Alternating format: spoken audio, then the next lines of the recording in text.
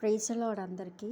ఇర్మియా 17వ అధ్యాయము 7వ వచనం నుంచి 10వ వచనం వరకు చదువుకుందాం. యెహోవాను నమ్ముకొనువాడు ధన్యుడు, యెహోవా వానికి ఆశ్రయంగా నుండును. వాడు జలముల యొద్ద నాటబడిన చెట్టు వలె నుండును. అది కాలువలను ఓరున దాని వేళ్ళు తన్నును. వెట్ట కలిగినను దానికి భయపడదు. దాని ఆకు పచ్చగా నుండును. వర్షము లేని సంవత్సరమున చింత నొందదు, కాపు మానదు. హృదయము అన్నిటికంటే మోసకరమైనది, అది రోగమైన వ్యాధి కలది. దాన్ని గ్రహింపగలవాడెవడు?